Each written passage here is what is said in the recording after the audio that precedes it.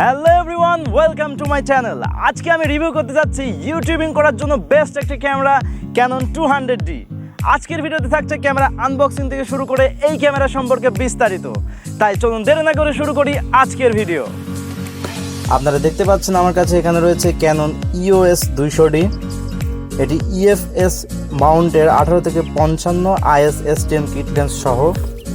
আপনারা ক্যামেরার ফিচার হিসেবে এখানে দেখতে পাচ্ছেন 24.2 মেগাপিক্সেলের ক্যামেরা এটা, এবং এটি CMOS এর সেন্সর অর্থাৎ ক্রপ সেন্সর, এবং ISO পারফরমেন্স এখানে খুব ভালো। এখানে ভিডিওর জন্য সর্বোচ্চ করতে পারবেন 12800, অর্থাৎ আপনারা লো লাইটের মধ্যেও আপনারা ভালো ভিডিও পারফরমেন্স পাবেন, এবং ফটোতে আপনারা 25600 পর্যন্ত ইনক্রিজ করতে পারবেন, এবং 1 সেকেন্ডে 5টি পর্যন্ত ফটো তুলতে পারবেন। এবং এটিতে ব্যবহার করা হয়েছে dual pixel autofocus. Dual pixel সম্পর্কে ভিডিও টেস্টের সময় আমরা বিস্তারিত জানব, এবং এটার সাথে রয়েছে ভ্যারিয়েঙ্গেল LCD ডিসপ্লে, এবং এতে অতিরিক্ত সুবিধা রয়েছে ওয়াইফাই এবং NFC, যার মাধ্যমে আপনারা মোবাইলের সাথে ক্যামেরা কানেক্ট করতে পারবেন। এবং এই ক্যামেরাটি তৈরি করেছে তাইওয়ান, এটা মেড ইন তাইওয়ান, এবং এটি আমরা এখন আনবক্সিং করতে যাচ্ছি। প্রথমে খুলতে আমরা পেয়ে যাব এটার ইউজার ম্যানুয়াল। আপনারা চাইলে পড়ে দেখতে পারেন, সমস্ত ইনস্ট্রাকশনের মধ্যে দেওয়া আছে। এটা একটু সাইডে রাখি। এরপরে দেখতে পাচ্ছি আমরা একটা ডিস্ক। এই ডিস্কের মধ্যে আছে ক্যাননের যাবতীয় সফটওয়্যার, যা মূলত কম্পিউটার পিসির জন্য দেওয়া থাকে। এটার মাধ্যমে আপনারা কম্পিউটারের সাথে ক্যামেরার কানেক্ট করতে পারবেন। এরপর আমরা ভিতরে দেখি কি আছে। এখানে দেখা যাচ্ছে আমাদের সেই কাঙ্ক্ষিত ক্যামেরাটি। এই যে আমাদের ক্যামেরা। এবারে দেখি এর সাথে আর কি আছে। এখানে রয়েছে বেল্ট, ক্যানন ব্যান্ড করার বেল্ট আছে, এবং এখানে আমি এই ক্যামেরার সাথে নিয়েছি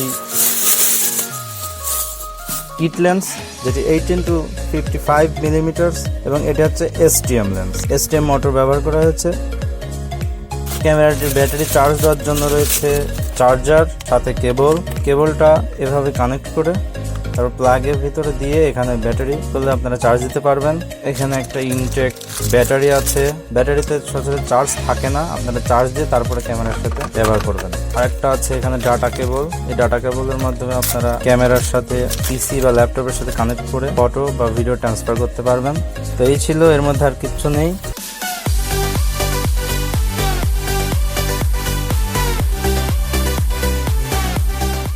এখানে একটি বাটন রয়েছে, এই যে পয়েন্টে এটা মিলে গেলে পরে এটা অফ থাকে, এবং আরেকটা পর প্রেস করলে পরে এটি অন হয়।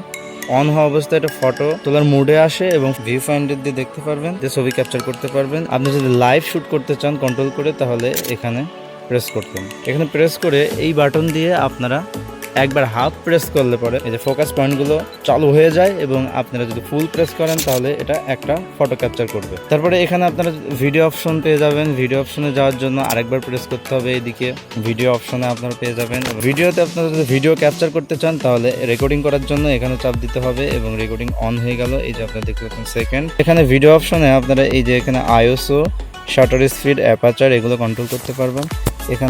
এখানে রয়েছে সার্ভো, অটো ফোকাস, অর্থাৎ এখানে যদি কোনো মুভিং অবজেক্ট থাকে তাহলে সেটাকে ট্র্যাক করে সেটাকে ফোকাস করবে, অটোমেটিক ফোকাস করবে। এবং এখানে যদি সার্ভো মোড অফ করে দেন তাহলে এখানে যতই আপনি নড়াচড়া কোনো বস্তু থাকে সেখানে আর ফোকাস করবে না।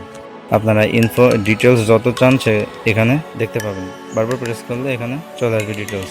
এরপর এখানে অনেকগুলো মুড আছে ফটো তোলার: manual mode, AV mode, TV mode, portrait mode এবং অটো মুড। এবং এখানে ক্যামেরার আমরা এখানে পেয়ে যাচ্ছি পোর্টগুলো। এই যে এখানে HDMI পোর্ট, USB কেবলের মাধ্যমে ডাটা ট্রান্সফারের পোর্টটা রয়েছে, এবং ক্যামেরাটির এই পাশে অর্থাৎ বাম পাশে আরও কিছু পোর্ট রয়েছে, জ্যাক, অর্থাৎ এখানে আপনারা মাইক্রোফোন ইউজ করতে পারবেন। আর ক্যামেরাটিতে এখানে ওয়াইফাইয়ের বাটন রয়েছে, এখানে বাটন প্রেস করলে এইখানে ওয়াইফাইটা সচল হবে, এবং এখানে একটি মাইক রয়েছে, এবং এটা হচ্ছে ফ্ল্যাশের জন্য এখানে বাটন প্রেস করলে এখানে ফ্ল্যাশটা উপরে উঠে যায়। এবং লেন্স হিসেবে আমি ইউজ করছি এখানে 18 থেকে 55, এবং 18 থেকে 55 এই লেন্সটিতে আপনারা এখানে দুইটা অপশন পাবেন। এরকম থাকলে অটো ফোকাসে থাকে, এবং এটায় ম্যানুয়াল ফোকাস, অর্থাৎ আপনাকে এটা ঘুরিয়ে ঘুরিয়ে ফোকাস করতে হবে। তারপরে এখানে আরেকটা অপশন আছে ইমেজ স্টেবিলাইজার, এ পাশে থাকলে অন, এ পাশে থাকলে অফ। 18তে বর্তমানে আছে, এখানে ঘুরিয়ে 55 মিলিমিটার পর্যন্ত আপনারা জুম করতে পারবেন। 80 মিলিমিটারে আছে এবং এটা আপনি জুম করে এই যে 85 মিলিমিটারে আনতে পারবেন। আর ক্যামেরাটির ফটোর সেটিংগুলো করতে চাইলে এখানে ফটো অপশনে রাখতে হবে, এখানে আপনাকে অন পজিশনে রাখতে হবে এবং মেনুতে ক্লিক করার ফলে আপনারা এখানে ফটো তোলার যাবতীয় সেটিংগুলো পাবেন। আপনারা যদি ভিডিওর সেটিংগুলো ঠিক করতে চান তাহলে ভিডিও অপশনে যেতে হবে, এখানে ক্লিক করে এবং তারপরে মেনুতে আসলে আপনারা এখানে ভিডিওর অপশনগুলো পেয়ে যাবেন। এখান থেকে আপনারা আপনার পছন্দ ভিডিওর সাইজ, ভিডিওর কোয়ালিটি এগুলো কন্ট্রোল করতে পারবেন। তারপর মুভি রেকর্ডিং এর ক্ষেত্রে আপনারা এই ক্যামেরাটিতে সর্বোচ্চ 60 fps ফুল এইচডিতে ভিডিও করতে পারবেন এবং সর্বনিম্ন ফুল এইচডিতে 24 fps এর ভিডিও করতে পারবেন এবং এইচডিতেও আপনারা 60 fps সর্বোচ্চ ভিডিও করতে পারবেন এবং সর্বনিম্ন এইচডিতে 30 fps এ ভিডিও করতে পারবেন। মূলত ক্যাননের এই ক্যামেরাটিতেই আপনারা ফুল এইচডিতে সর্বোচ্চ 60 fps এ ভিডিও করার সুবিধাটা পাবেন। ক্যাননের এর থেকে লো বাজেটের ক্যামেরাগুলোতে আপনারা এইচডিতে সর্বোচ্চ 60 fps এর সুবিধা পাবেন, কিন্তু ফুল এইচডিতে আপনারা 60 fps এই ক্যামেরাটি থেকেই পাবেন। আর ক্যানন 200d ক্যামেরাটিতে আপনারা বিশেষ একটা সুবিধা পাচ্ছেন, সেটা হচ্ছে টাইম ল্যাপস রেকর্ডিং। এখন আমরা ক্যানন 200d এর ভিডিও এবং ফোকাস টেস্ট করব। এই যে আমি যেখানে যাচ্ছি সেখানে আমাকে ফোকাস করতে, এটা কিভাবে সম্ভব? এটা শুধুমাত্র Canon 200d dual pixel auto ফোকাসের কারণে সম্ভব। এই যে আমি যেখানে যাচ্ছি সেখানে আমাকে ট্র্যাক করছে, আমার ফেসটা ট্র্যাক করছে। এই যে আমি কাছে আসলাম, এখানে আমার ফেসটা ট্র্যাক আপনারা দেখতে পাচ্ছেন। এই যে আমি যেখানে যাচ্ছি সেখানে আমাকে ট্র্যাক করছে। হ্যাঁ, ভ্লগিংয়ের জন্যও ক্যানন 200d হতে পারে একটা পারফেক্ট ক্যামেরা। এখানে আপনারা দেখতে পাচ্ছেন আমি ইউজ করেছি 18-55 STM IS লেন্স এবং এটার মাধ্যমে দেখুন আমাকে মোটামুটি কভার করতে পারছে। 200d দিয়ে যদি আপনারা ভ্লগ করতে চান তাহলে একটা ছোট্ট স্ট্যান্ড কিনে দিতে পারেন। আমি এখানে হাত ইউজ করছি বিধায় আমাকে সেরকম কভার করতে পারছে না। তারপরে আপনারা ক্যানন 200d এই ক্যামেরাটিতে আপনারা ISO পারফরমেন্স খুব ভালো পাবেন। আপনারা 12800 পর্যন্ত ইনক্রিজ করতে পারবেন ISO, যার মাধ্যমে আপনারা লো লাইটের মধ্যেও আপনারা ভিডিও শ্যুট করতে পারবেন। আপনারা এখানে দেখতে পাচ্ছেন যে ওই যে সানসেট হচ্ছে, তার মধ্যেও আমার ISO 800 দেওয়া, শাটার স্পিড 125, এর মধ্যেও আমার আপনারা এই ভিডিওর কোয়ালিটিটা দেখতে পাচ্ছেন।